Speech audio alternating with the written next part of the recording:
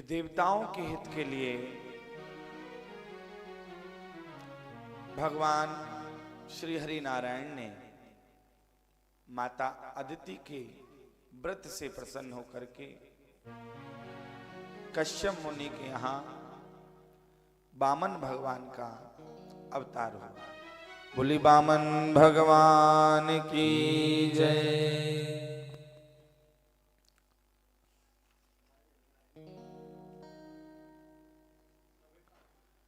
तम बटुम वामनं दृष्टा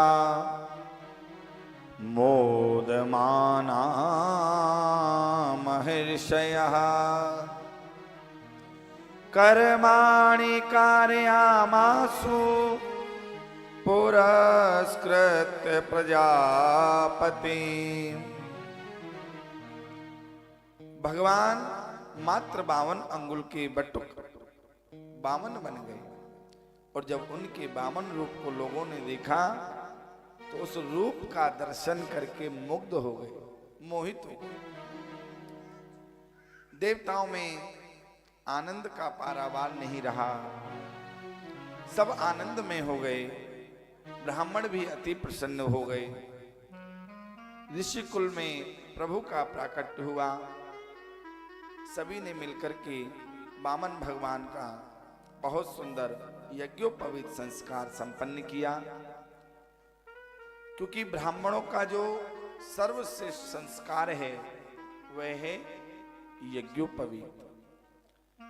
जिसका यज्ञोपवीत संस्कार विधिवत नहीं हुआ वह ध्वज कहलाने के लायक नहीं होता। ध्वज माने दूसरा जन्म जिसका हुआ हो वही ध्वज है। तो वामन भगवान का यज्ञोपवीत संस्कार हुआ। स्वयं विधाता श्री ब्रह्मा जी प्रकट होकर अपना कमंडल वामन भगवान को भेंट में दिया। अदिति मैया ने लंगोटी पहनाई, कश्यप जी ने मेखला पहनाई, सरस्वती मैया ने रुद्राक्ष की माला भेंट की, भूदेवी ने चरण पादुका भेंट की, आकाश ने छत्र दिया, कुबेर ने भिक्षा का पात्र दिया, अन्नपूर्णा मैया ने भिक्षा प्रदान की, बृहस्पति जी ने गायत्री मंत्र फूंक करके यज्ञोपवीत धारण कराया। भिक्षा में जो भी मिला वह सब वामन भगवान बृहस्पति जी के पास ले गए। बृहस्पति जी बोले मेरा इससे कुछ नहीं होगा, मुझे तो दक्षिणा में तीनों लोकों का वैभव चाहिए, तीनों लोकों का राज चाहिए। वामन भगवान बोले मुझे तीनों लोकों का राज कौन दान में देगा? कि जाओ नर्मदा नदी के किनारे बलि यज्ञ कर रहा है और इस समय तीनों लोकों का राजा वही है, वहीं पर तुम्हें तीनों लोकों का राज मिला। वामन जी मुस्कुरा करके और त्रिलोकी की संपदा को भिक्षा में लेने के लिए चल दिए। और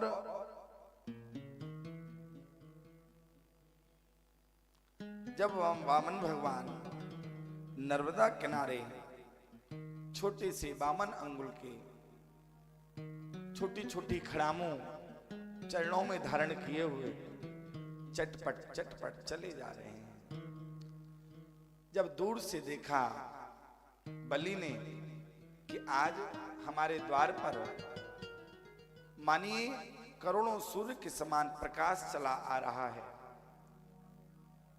तो देखा जाकर के तो बटुक ब्राह्मण का दर्शन हुआ। भगवान की उस झांकी का दर्शन करके बलि प्रसन्न हो गया और अपने साथ में सभी आचार्यों को ब्राह्मणों को लेकर के उनके स्वागत के लिए पहुंच गया। स्वागतम ते नमस्तुभ्यं ब्रह्मान् किं करवामते। और जाकर के महाराज स्वागत किया और बोला आपका स्वागत है, मैं आपको प्रणाम करता हूं। ब्रह्मर्षीणाम तपः साक्षान् मन्ये त्वा आर्यवधू वपुर्धरम्। आपको देख करके लगता है जैसे ब्रह्म ऋषियों का मूर्तिमंत तेज मेरे सामने आकर के खड़ा हो गया। अद्य नः पितरस्तृप्ता, आज तो मेरे पितृ भी तृप्त हो गए, जो कि आज मेरा कुल आपने पावन कर दिया। यद भवानागतो गृहान, जो आप स्वयं चल करके मेरे पास यहां पर आए, मुझे आपने दर्शन दिया। आप जो भी इच्छा अपने मन में लेकर के आए हैं, आप निसंकोच उस इच्छा को मेरे सामने कहिए। जो आप मांगेंगे मैं वही आपको दूंगा, जो आप मांगना चाहें। आप कहें तो मैं आपको गाय दे दूं, आप कहें तो मैं आपको स्वर्ण दे दूं, जो आपकी इच्छा हो। और आप तो इतने सुंदर हैं, इतने मनमोहक हैं कि यदि आप कहें तो आपके ही समान छोटी सी कोई बौनी आपके लिए विवाह के लिए कन्या ढूंढ देता हूं, आपका विवाह करा दूंगा। और आप आज्ञा दें तो आपके लिए महल भी बनवा दूंगा, आप आनंद से रहना। भगवान बोले देखो भाई, तुम जो कह रहे हो सब सत्य है, तुम करवा सकते हो, पर अच्छा ये बताओ कि तुम हमारा विवाह भी करा दोगे? करा देंगे। महल भी बनवा दोगे? कि बनवा देंगे। अब एक बात बताओ, जब विवाह कराओगे, महल बनाओगे, तो बच्चे भी होंगे? बलि बोला हाँ महाराज, बच्चे भी होंगे। कि फिर बच्चे होंगे तो 2 4 10 होंगे? कि हाँ वो तो आपके ऊपर है। कि जब 2 4 10 होंगे तो एक आध मरेगा भी? कि हाँ उसके लिए तो नहीं कह सकता कुछ। कि जो मरेंगे उनके बाद उनके रोने की क्या व्यवस्था है? बोले महाराज रोने की तो कोई व्यवस्था नहीं है। जब बच्चे आपके, विवाह आपका होगा है? तो रोएगा कौन? आप ही रोएंगे। तो वामन भगवान बोले जब भैया रोना ही है तो अभी नहीं हुआ पट्टा, प्रेम से बोले। तो वामन भगवान बोले जब रोना ही है तो रोने वाला काम क्यों किया जाए? रोने वाला काम नहीं करना। और वैसे भी महाराज आपके लिए तो क्या कहना, आपकी तो जितनी प्रशंसा करें उतना ही कम है। क्योंकि आपका तो कुल ही ऐसे कुल में जन्म हुआ है कि आप ही नहीं, आपके कुल में आज तक कोई भी जो याचक आपके यहां आया है और आपके कुल में जो भी राजा हुआ है, उसने कभी ऐसा नहीं कहा कि मैं नहीं दूंगा। जिसने भी जो मांगा उसको वही दिया। राधे राधे। बैठ करके शांति से, प्रेम से एक जगह। हाँ। बोले गोविंद भगवान की जय। बलि बोला महाराज ये तो आप सत्य कह रहे हो। वामन भगवान बोले देखो तुम्हारे कुल में हिरणाक्ष हुए, हिरण्यकश्यप हुए, बड़े बलवान रहे। तुम्हारे बाबा प्रहलाद हुए जो भगवान के अनन्य भक्त रहे। और आज तुम भी, जो तुम्हारी श्रद्धा है ब्राह्मणों के प्रति अति प्रशंसनीय है। बोले तो महाराज आप मांगिए, अब रहने दीजिए, आपको ज्यादा प्रशंसा मत करिए, आप तो कहिए जो आपको चाहिए वही मैं दूंगा। वामन भगवान बोले देखो, यदि देना चाहते हो तो देने से पहले संकल्प करना होगा। बलि बोला आप मांगिए तो सही।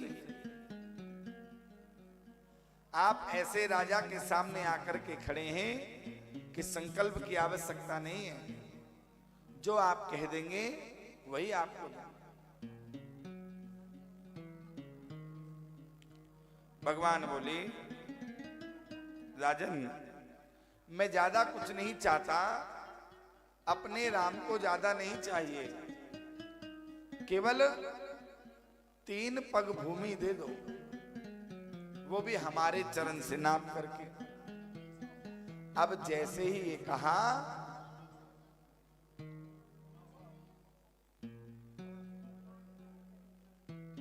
गोविंद भगवान की जय।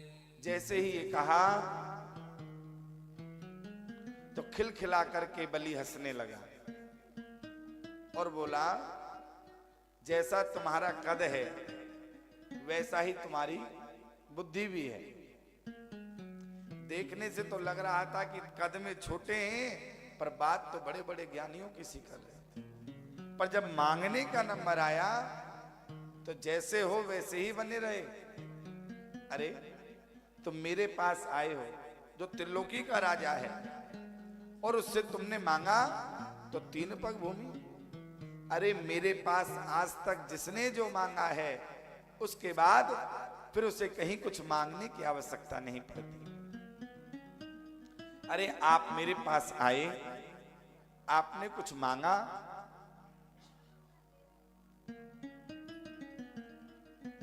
तो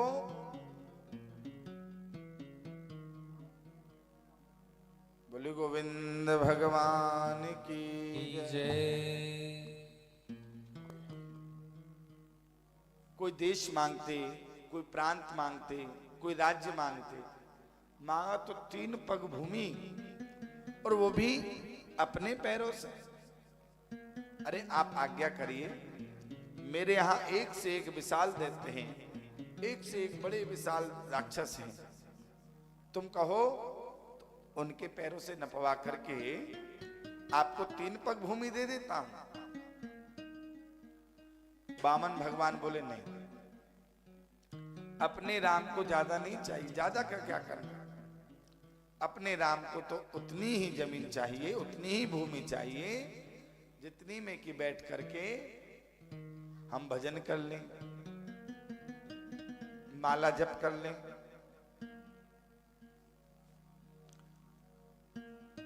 तो बलि बोला जब देखो आप नहीं मान रहे हो तो ठीक है, सारा मेरा ही राज्य है, जहां भी आपकी इच्छा हो वहां आप अपने चरणों से 3 पग भूमि नाप लीजिए।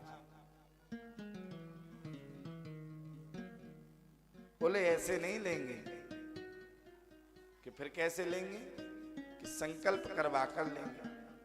बलि फिर हंस पड़ा। बोले महाराज आप क्या चाहते हैं? कि कोई सुने कि एक बटुक ब्राह्मण बलि के पास आया और वो भी मैंने संकल्प करके दिया। अरे आपका जहां मन है आप ले लीजिए, इसमें संकल्प की आवश्यकता नहीं है। तब भगवान बोले कि राजन, संकल्पेन बिना राजन यज्ञचित् कुरुते नरः फलस्य इत्याल्पकम् तस्यार्ध चक्षयम् भवेत्। हे राजन, बिना संकल्प के बिना मनुष्य जो भी कर्म करता है उसका कम फल मिलता है, आधा फल उसका नष्ट हो जाता है। बलि बोले प्रभु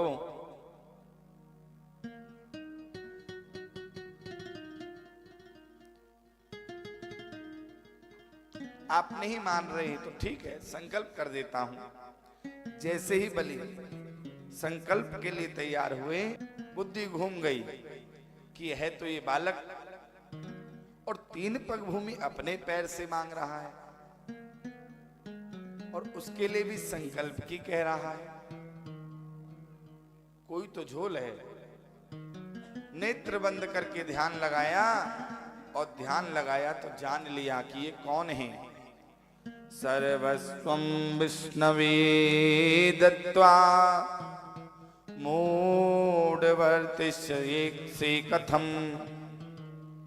ध्यान लगाया तो जान लिया ये और कोई नहीं, ये साक्षात विष्णु हैं, श्री हरि है। एषते स्थानमेश्वर्यं श्रियं तेजो यशः सुतं दास्याद्याच्छिद्य शक्राया माया माणवको हरि। और बोले हे बलि, ये वेशधारी भगवान तेरे लोक ऐश्वर्य लक्ष्मी और यश को लेकर के इंद्र को दे देंगे। जैसे तू बटुक ब्राह्मण समझ रहा है, ये ब्राह्मण नहीं, ये साक्षात नारायण है, ये विष्णु है।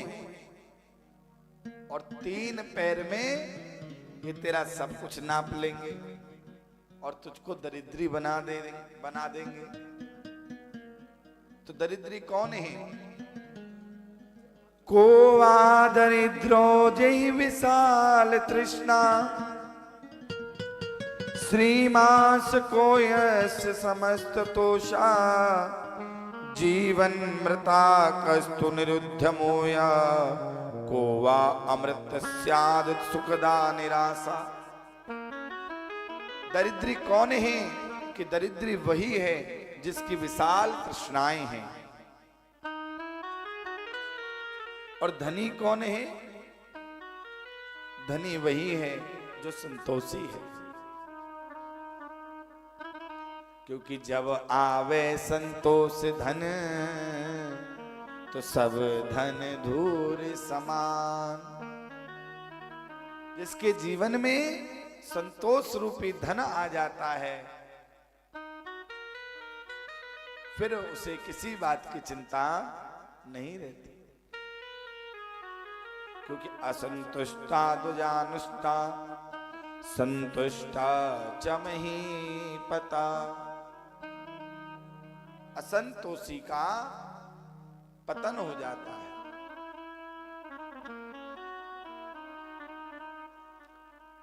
और मरा कौन है? जो भैया निकम्मा है, जो कभी कुछ नहीं करता, जो आलसी है, उससे कभी भी बात करो भैया बड़ा परेशान, कुछ नहीं है, काम ही नहीं है। लेकिन सच बताओ, काम करने वाले के लिए कहीं काम की कोई कमी नहीं। अमृत क्या है? किसी से आशा ना रखना। हम लोग यदि किसी से आशा रखते हैं तो दुख पाते हैं। इसलिए आशा किसी से नहीं रखनी चाहिए। आशा तो केवल गोविंद से ही रखनी चाहिए, गोपाल से ही आशा रखनी चाहिए। जो नाता है संबंध का, वो केवल और केवल गोविंद से बना लिया जाए तो दुख का जो कारण है वह दूर हो जाता है। क्योंकि नाता एक राम जी से दूजा नाता तोड़ दे, और आशा एक राम जी से दूजी आशा छोड़ दे। क्योंकि जब हम किसी और से आशा करते हैं तो निश्चित रूप से दुख ही मिलता है। दुख का जो कारण है वही है दूसरों से आशा रखना। और भैया ये तो जीवन है, कब चलते चलते रुक जाए किसी को नहीं पता। क्योंकि जो जीवन की डोरी है वो भगवान के हाथ में है। जिस प्रकार बालक एक खिलौने को लेता है और उसमें चाबी भरता है, और चाबी भर करके जब रोड नीचे जमीन पर छोड़ता है तो वह कितना दौड़ता है, जितनी उसमें चाबी भरी होती है। ऐसे ही हम लोग भी क्या हैं, खिलौना, और भगवान ने हमारे अंदर क्या भरी है, चाबी। अब हम लोग कब तक चल रहे हैं, जब तक भरी हुई है चाबी, और जिस दिन चाबी खत्म हो गई उस दिन राम नाम प्रेम से बोले। तो कहा कि गुरुदेव जिसे खोना ही है उसके लिए फिर चिंता क्यों करी जाए।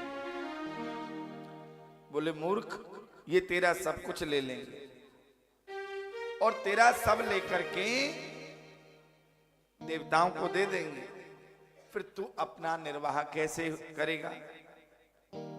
यह कोई साधारण महात्मा नहीं है, यह विष्णु है। यह बालक के रूप में देवों की सहायता करने के लिए तेरे द्वार पर आया है। अदिति के गर्भ से इसने जन्म लिया है, इसलिए इसको 3 पग भूमि मत देना। बलि बोला, गुरुदेव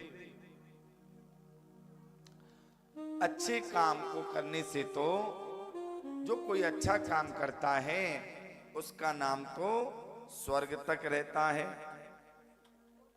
और धन की तो 3 ही गति हैं, दानम भोगो नासस्त्री गतयो भवन्ति वितस्या यो ना ददाति न भुक्ति तस्या तृतीया गति भरवती। बोले धन की तो 3 ही गति हैं। कौन कौन सी? दान कर दोगे तो समय पड़ने पर मिल जाएगा, रख दोगे तो दीमक लग जाएगी, और खर्च कर दोगे तो नष्ट हो जाएगा। अब गुरुजी आप ही बताइए, मैं इनसे कैसे कह दूं कि नहीं दूंगा, मैं कैसे मना करूंगा। शुक्राचार्य जी कहने लगे, देखो शास्त्रों में कुछ स्थान ऐसे बताए हैं जहां पर यदि आप झूठ बोल देते हो तो उन स्थानों पर आपको दोष नहीं लगेगा। तो कौन कौन से बताए कि स्त्री सुनर्म विवाही च विरत्यर्थे प्राण संकटे गौ ब्राह्मणार्थे हिंसायाम नानृतम स्याजुकुप्सितम। स्त्री से बातचीत करने में आपको पता है कि अपनी पत्नी को कुछ कहेंगे तो इसे पता लगेगा, बुरा लगेगा, और बातचीत में यदि वो बात छुपानी पड़े कोई बात नहीं, दोष नहीं लगेगा। हास्य परिहास्य में,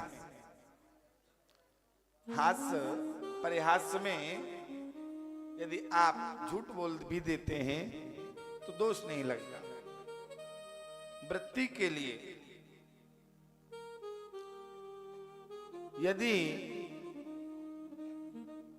कोई तुम्हारा सारा धन हरण कर रहा हो, तुम्हारा सारा धन नष्ट हो रहा हो, धन की रक्षा के लिए यदि आप झूठ बोलते हैं तो दोष नहीं लगेगा। किसी गाय के प्राण जा रहे हों और तुम्हारे झूठ बोलने पर गाय के प्राण रक्षा होती है तो झूठ बोल दोगे तो दोष नहीं लगेगा। किसी ब्राह्मण का वध किया जा रहा हो, किसी ब्राह्मण की हत्या की जा रही हो, और तुम्हारे एक झूठ बोलने से यदि उस ब्राह्मण के प्राण बचते हैं तो झूठ बोल दोगे तो दोष नहीं लगेगा। यदि किसी लड़की का विवाह हो रहा हो, किसी कन्या का विवाह हो रहा हो और तुम बीच में बिचौलिया हो, तुम्हें पता है लड़की को कुछ नहीं आता, पर फिर भी उसकी इतनी बड़ाई करो, इतनी बड़ाई करो कि उसका विवाह हो जाए, और विवाह होने के बाद में जब पता लगे वो कहे तो कोई बात नहीं, दोष नहीं लगेगा। यदि किसी कन्या का घर बस रहा है तुम्हारा एक झूठ बोलने से, तो बोल दीजिए, कोई बात नहीं, दोष नहीं लगेगा। प्रेम से बोले। तो शुक्राचार्य जी बोले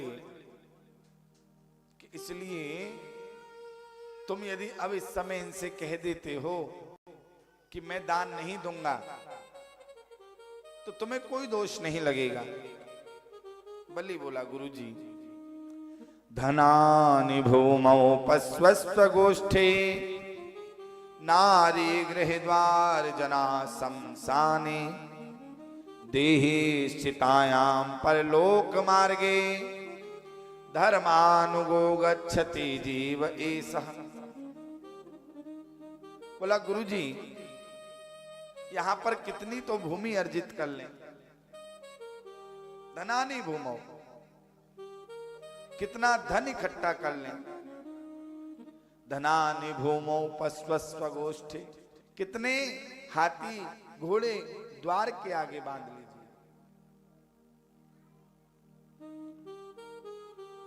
कोई आपके साथ नहीं जाना। और नारी गृह द्वार, चलो ये कोई अपना नहीं है, पर पत्नी को तो सब अपना ही मानते हैं। कोई पूछे कि भैया ये घर किसका है, आपका है महाराज। अच्छा, ये गाड़ी किसकी है, आपकी महाराज। अच्छा, ये सामने वाली, ये भी आपकी। ये बच्चे, ये पत्नी, ये सब मेरे हैं महाराज। कहता है ना कि पत्नी किसकी है, कि मेरी, बाकी सब कुछ आपका, पर पत्नी मेरी है। प्रेम से बोले। तो कहा, नारी गृह द्वार जना शमशाने, जो पत्नी को तुम अपनी कहते हो वह भी तुम्हारी नहीं है। अब कहते हैं भैया कोई नहीं, पर ये मेरा मित्र है, मेरा साथ नहीं छोड़ेगा। तो भैया मित्र भी केवल शमशान तक ही है, मरने से पहले सब वादे देते हैं ना, नहीं तेरे बिना एक मिनट नहीं जी सकता, तेरे बिना तो, अरे लेकिन जब मर जाता है व्यक्ति तो फिर अब इसके संग थोड़ी मरा जाए भाई, मरने वाला तो मर गया, जाने वाला तो चला गया। आज तक देखा है किसी को, किसी के साथ मरते हुए? उसको जाना है। तो इष्ट मित्र बंधु भी कहां तक हैं? शमशान तक। अब क्या बचा कि भैया ये देह बची, कोई अपना नहीं है, पर ये देह तो मेरी है, जिसको हम लोग खूब प्रेम करते हैं, लब से डब से किस किस से मल मल के साफ करते हैं कि नहीं? पर भैया ये भी तुम्हारी नहीं है। ये भी कहां तक तुम्हारी है कि देहे चिताया, केवल चिता तक ये तुम्हारे साथ जानी है, उसके आगे यहां से तुम्हारे साथ क्या जाना है कि धर्मानुगो गच्छति जीव एक, कर्मानुगो गच्छति जीव एक।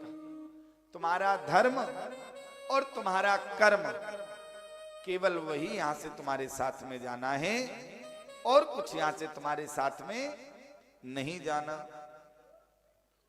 बोला, गुरुजी, जब ये सारी क्रियाएं हमारे साथ होनी है, कुछ यहां से नहीं जाना, तो फिर क्यों मैं मना करूं? अदत्त दानात् भवे दरिद्री, दरिद्री प्रभावात् करोति पापम, पापम प्रभावात् नरकम प्रयाति। पुनरेव पापी। कहा अदत्त दाना, जो अधिक दान करता है, दान के प्रभाव से उसको स्वर्ग मिलता है। और स्वर्ग के में जब उसका जो फल मिलता है उसका पूर्ण हो जाता है, उसके बाद वह पुनः फिर पृथ्वी पर आकर के जन्म लेता है। और जब वह जन्म लेता है तो कहां लेता है? दान के प्रभाव से धनी परिवार में जन्म लेता है। और फिर वह पुनः धन दान करता है, धर्म करता है, और उसके प्रभाव से फिर वह स्वर्ग को प्राप्त होता है। उसी प्रकार जो पाप करते हैं, क्या होता है कि अदत्त दानात भवे दरिद्री।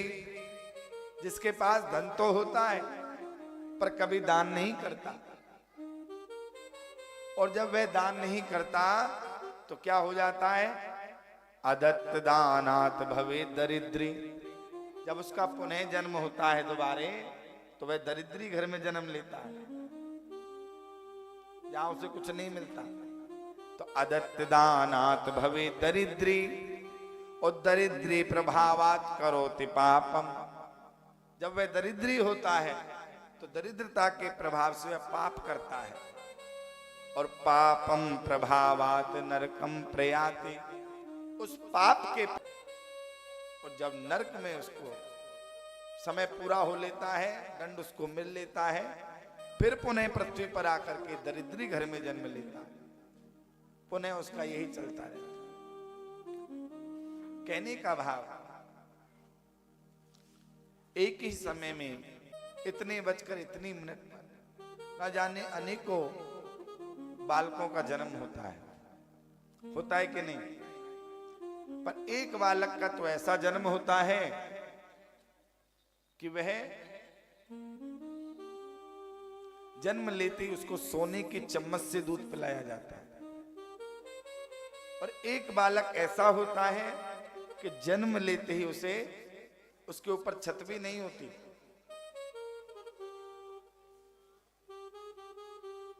फुटपाथ पे उसका जन्म होता। तो एक ही घड़ी में जन्मे, एक ही घड़ी में सब कुछ हुआ, फिर क्या वो जन्म लेते ही पापी और पुण्यात्मा बन गए? जन्म लेते ही उसने इतना पाप कर दिया कि उसके ऊपर छत भी नहीं है, और जन्म लेते उसने इतना पुण्य कर दिया कि उसको सोने की चम्मच से दूध पिला रहे। तो ऐसा क्यों? तो भैया ये एक जन्म का नहीं होता,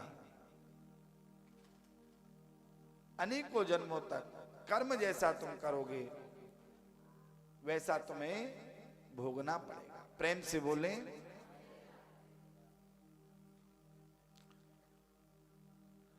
तो बोला गुरुदेव आप कितना भी मना करें, पर मेरे यहां जो आज मांगने वाला आया है वह विष्णु आया है,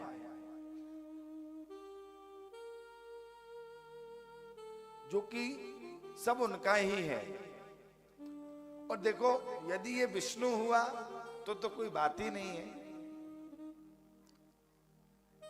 इनको ही समर्पित है, सब ले लेंगे। और यदि विष्णु नहीं हुए, ब्राह्मण हुआ तो कोई बात ही नहीं है। इसलिए मैं अपने मुंह से मना नहीं करूंगा। इसलिए कहते हैं गुरु नाम शब्द का। गुरु कौन है? शब्द रूपी ब्रह्म ही गुरु है। जो गुरु के द्वारा प्रदत्त मंत्र दिया जाता है वही गुरु है। गुरु तो आपके हमारे जैसे ही हैं। इसलिए गुरु के बताए हुए वचनों पर चलना चाहिए, पर करना भी वही चाहिए। तजो पिता प्रहलाद विभीषण, बंधु भरत में तारी। बलि गुरु तजो कंत्र ब्रज बनितन, भये मुद मंगलकारी। यदि भगवान से विमुख करने वाला कोई संबंध आपसे जुड़ा है तो उसको त्याग देना चाहिए। जो आपके और भगवान के बीच में आए उस संबंध को छोड़ दो, कोई दोष नहीं लगेगा। प्रहलाद जी ने अपने पिताजी को त्याग दिया, भरत जी ने कैकेयी माता को त्याग दिया और बलि ने अपने गुरु को त्याग दिया। खूब समझाने पर भी जब बलि नहीं समझा, इधर में भगवान के कान खड़े हो गए कि बहुत देर से ये जो लग रहे हैं, ऐसा ना हो कि गुरु की बातों में बलि आ जाए और देने के लिए मना कर दे। सो बीच में बोले, राजन यदि देना हो तो दो, वरना हमारा पीछा छोड़ो, हम तो चले, अपने राम को और कोई देगा। बलि बोला, नहीं भगवान आप रुकिए। भगवान बोले तो संकल्प कराओ। अब बलि संकल्प के लिए तैयार हो गया। तो जैसे ही जल डालने लगे तो गंगा सागर में एक टोंटी होती है ना, उसकी नाल में, उसके छिद्र में शुक्राचार्य जी ने सूक्ष्म रूप बना लिया और उसके अंदर प्रविष्ट होकर के बैठ गए। जिस जगह से जल गिरता उस मार्ग को अवरुद्ध करके बैठ गए। ना ही हाथ में जल गिरेगा, ना ही संकल्प होगा। भगवान ने कहा कि ठीक। तो अपने आसन से कुशा निकाली और उसकी नाल के छिद्र में जैसे ही वो डाली तो शुक्राचार्य जी का एक बल्ब फ्यूज कर दिया। प्रेम से बोले, एक तरफ की आंख तो कहा लेते हैं कोई और देते हैं कोई, शुक्र ने आंख वृथा में खोई। इसलिए कभी कोई दान कर रहा हो तो हमें बीच में रोकना टोकना नहीं चाहिए। पर हम लोग क्या कर रहे हैं, अरे मैंने तो इतने दिए, तू इतने क्यों दे रही है। प्रेम से बोले,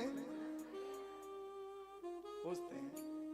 पूजा के लिए पंडित जी को बुलाएंगे तो पहले 10 बार पूछेंगे पड़ोस में, तेरे यहाँ आए थे तूने क्या दिया, तेरे यहाँ आए थे तूने क्या दिया। अच्छा, मुझसे तो पंडित जी इतनी कह रहे थे। प्रेम से बोले, भैया जितना हो जाए, सबका अलग अलग है। भगवान को जैसे सब कुछ प्रिय है ना, ऐसे ब्राह्मण को भी आप धन से संतुष्ट नहीं कर सकते। कहते हैं ना, ब्राह्मणम मधुरम प्रियम। तो वास्तविकता तो यही है, ब्राह्मण को मीठा पसंद नहीं है, लेकिन ब्राह्मण को मीठे वचन पसंद है। मीठे वचनों से ही ब्राह्मण को आप तृप्त कर सकते हैं।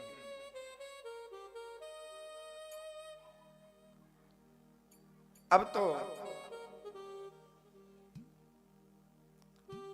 संकल्प हुआ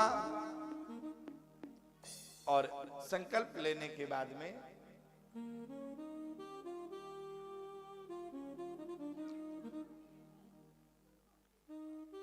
वामन भगवान ने अपना विराट रूप का दर्शन सभी को कराया।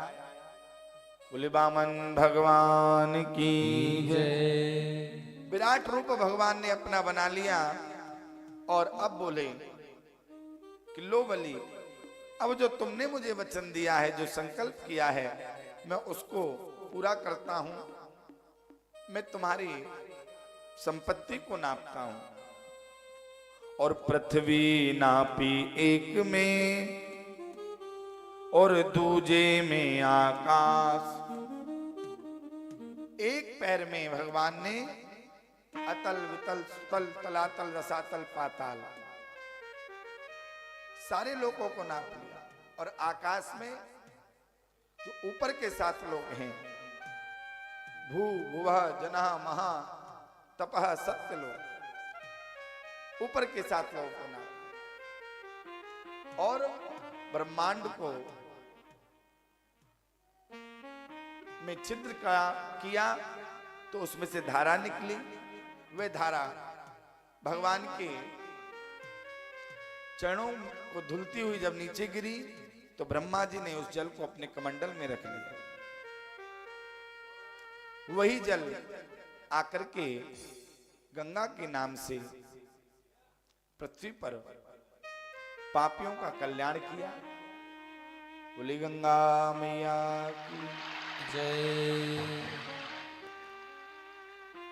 और तब भगवान बोले कि तीजा पद कहां पर रखूं, सारे असुर निराश।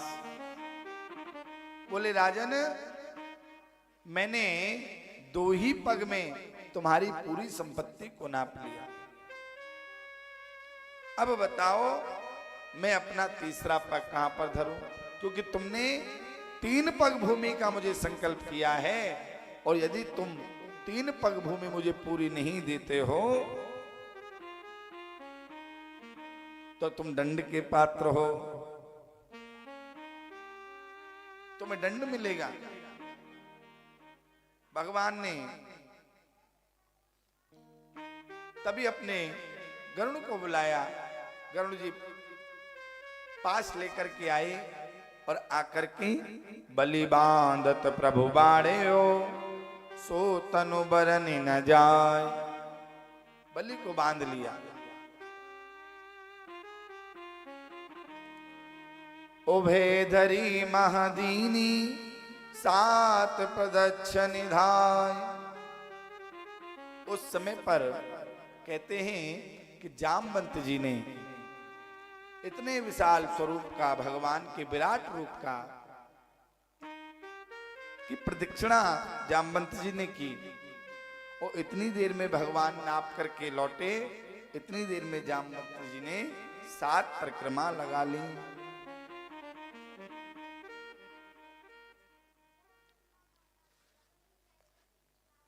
अब बोले बलि बता तीसरा पग कहां पर रखूं। बलि बोला प्रभु आपकी आज्ञा हो तो मैं आपसे एक प्रश्न पूछूं। भगवान बोले पूछो। बोला कि आप यह बताइए कि धन बड़ा होता है या धनवान, या धनी बड़ा होता है। भगवान बोले बड़ा तो धनी ही होता है भाई, जो धन को दान कर रहा है।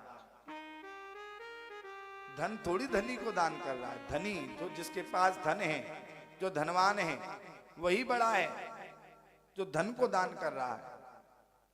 इसलिए धन तुम ही बड़े हो। तो बोला महाराज भगवान अब तक आपने मेरे धन को नापा, अब कि आपकी पूर्ति हो जाएगी।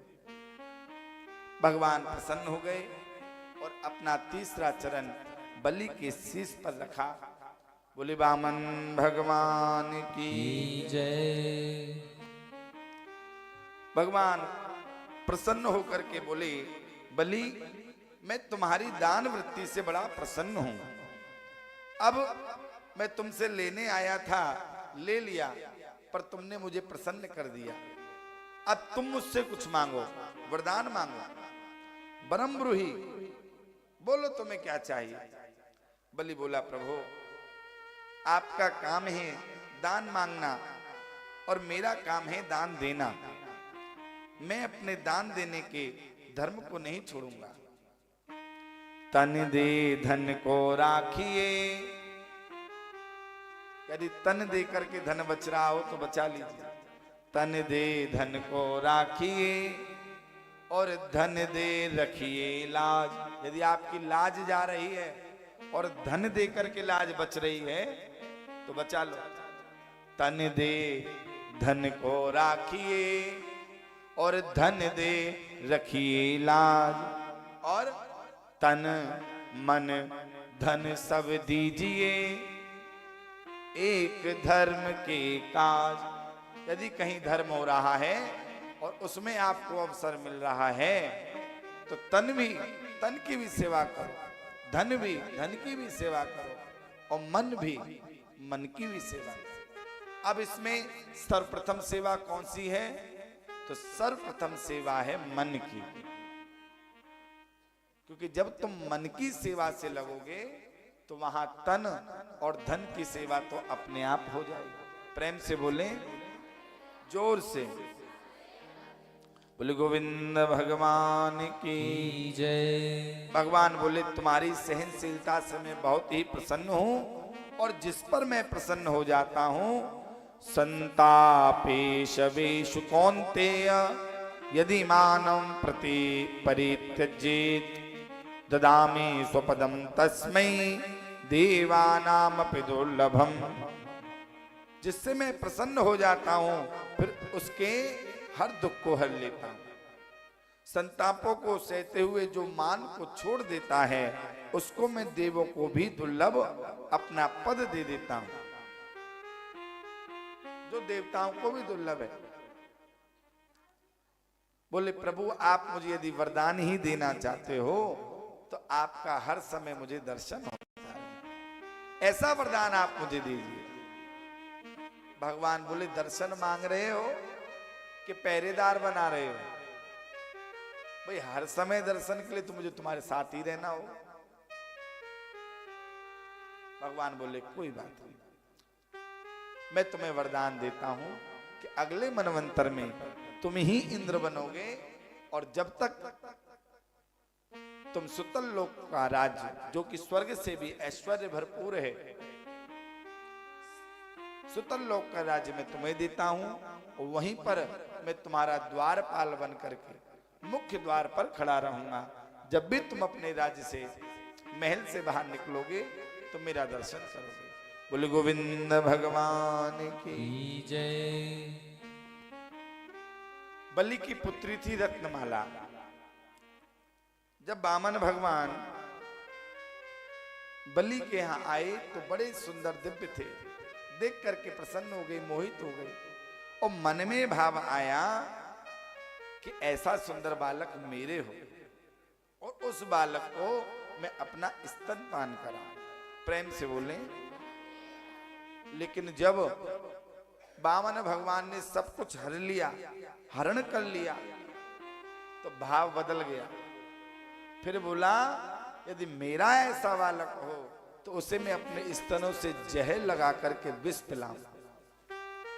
भगवान बोले कोई बात नहीं, तुम्हारी भी इच्छा पूरी कर।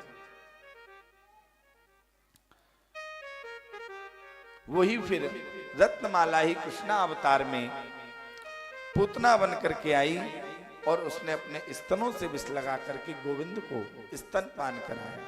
बोले गोविंद भगवान की जय। भगवान शुक्राचार्य जी से बोले बलि के यज्ञ को आप पूर्ण कराइए। शुक्राचार्य जी बोले मंत्र तस्त्र छिद्रम देश कालाहर वस्तुतः सर्वं करोति निश्छिद्रम नाम संकीर्तनौ तवा। बोले प्रभु जैसे यज्ञ में आपका दर्शन हो गया हो, साक्षात जहां आप प्रकट हो गए हो, वो यज्ञ कैसे अधूरा रह सकता है। और फिर कहते हैं कि भैया कोई भी अनुष्ठान हो, कोई भी यज्ञ हो, मंत्र में, सामग्री में, क्रिया में कोई ना कोई, कहीं ना कहीं त्रुटि रह जाती है। तो उसके लिए क्या होता था, भगवान के नाम जप का संकीर्तन होता था अखंड। जब यज्ञ किए जाते थे, अनुष्ठान किए जाते थे, तो उसके साथ साथ भगवान का नाम संकीर्तन किया जाता था। क्योंकि नाम संकीर्तनम यस्य सर्व पाप प्रणाशनम, भगवान का नाम संकीर्तन करने से सर्व पापों का नाश हो जाता है।